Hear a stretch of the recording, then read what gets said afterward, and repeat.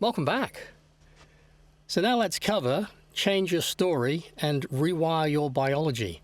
And I'm going to be referring now to the work of Dr. Bruce Lipton. If you've not looked at any of his work, his videos or read his book, The Biology of Belief, might I recommend you do that? It's really remarkable stuff. And I'm going to just quickly give you a very brief overview of this. The subconscious mind doesn't know the difference between your perceived reality and what you're imagining and what you're doing inside your head.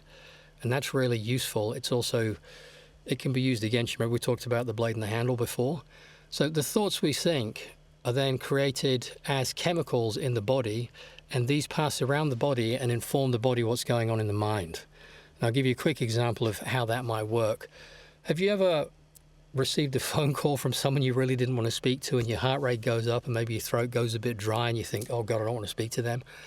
Or maybe you're driving along your car, minding your own business, some good music on, maybe going a little bit faster than you should, and you see flashing blue and red lights behind you.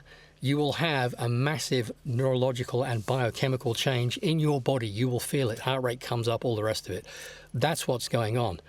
Now, it works the other way too, that over time, with the way we talked about using your body then informs your mind what's going on. So it's a two-way street, which is why we were doing those exercises before. And we literally become the things that we focus on in our mind and the stories we're telling ourselves all the time. And as I said before, we'll get onto the placebo and nocebo effect because there are one dramatic story in particular that you'll hear from Dawn Lester in a minute. But it's not just about health. This applies to everything. So that two-way street, you can use it to your advantage. So here's what I'm going to suggest you do. Little by little, you're going to make small, imperceptible changes in your thought process that become more and more noticeable over time, and your life will become more noticeably different. Because, and this might sound like woo-woo stuff and it's not meant to, but if you imagine there's a quantum field around you that has the potential, every potential, so there's the potential of you being well and unwell, fit and unfit, wealthy and poor, strong and weak, etc., etc. You tap into that and that becomes your life experience. That's how it seems to work. So all you have to do is, I had to do that exercise before. You put yourself in a powerful state and then you wrote down your ideal life.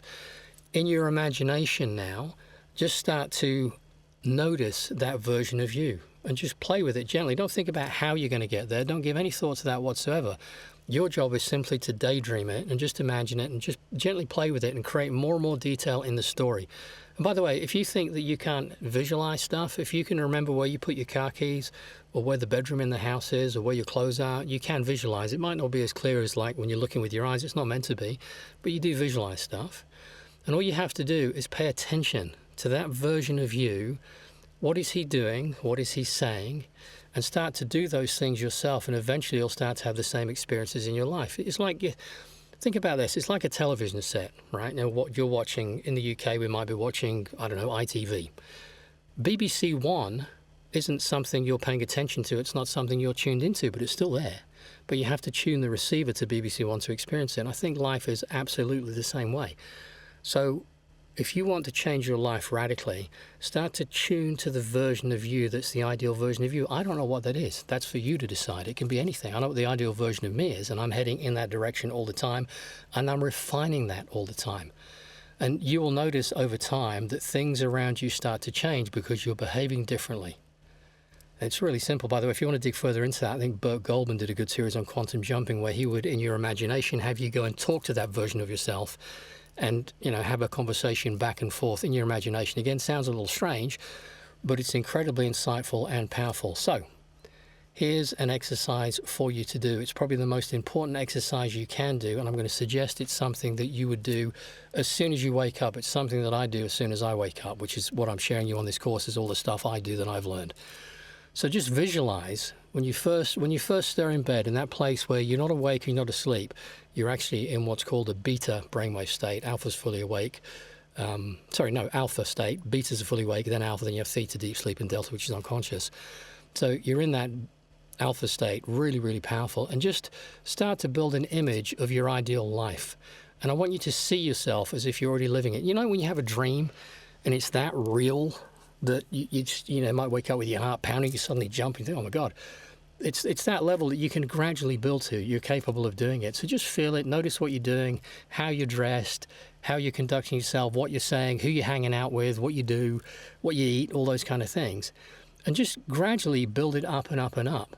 And then grab your planner, grab your journal, and just start to note down the details that you're noticing about how to conduct yourself. And just really feel it and fall into it and allow yourself to associate to that. And just your job literally is just to float in that dream, and then several times a day. So I'll give you an example. I was sat at some traffic lights earlier on the way back from the market, and it's a long wait at that set of lights. It's a 4-way set, and on the market day they don't disable the fact you can't drive down the main market street in the market town I live in. So I thought, you know what, I'll just float with that. So I was daydreaming actually about this course and about what it was like when it was finished, and all, you're enjoying this. And so I was just building that image in my head. So all the time, like when you're taking a water break, you might go to the toilet, you might be making dinner, you might be walking somewhere, although do be mindful of that as well. Just every moment you can during the day, keep building this picture of how you want to be in terms of, like, are you vibrant? Are you more healthy? Are you more fun-loving? Are you stronger? Are you more compassionate? Are you more giving? Whatever it is. And little by little, if you're behaving that way, you will start to experience that in your life. And that's what I think the whole law of attraction, everything's about, is that it's your actions that create the reality, but you build it in your imagination and it starts to affect everything around that. And I think Conor McGregor, the fighter, summed it up best. I'm going to paraphrase him because I don't have the quote to hand, but he said, don't let the reality outside get in the way of the story you're telling yourself. So start to define this incredible story of how you are, how you want your life to be, and that's what it will become if you keep doing this. Now, Dr. Bruce Lipton's got some amazing books. He's got some really cool videos. In fact, I'll put a link in your workbook to a great one I watched that explained this a lot more clearly than I did. And it was a Tony Robbins presentation to his Platinum group, I think. Really powerful video, well worth a watch. Okay, so let's move on. I've got an outcome here that I want you to understand, that aging, as we are led to believe, is not normal, right? So it doesn't have to be the case. So just have a think about this. We're told it's normal that flexibility decreases, both physical and mental, as we age. That's right, isn't it?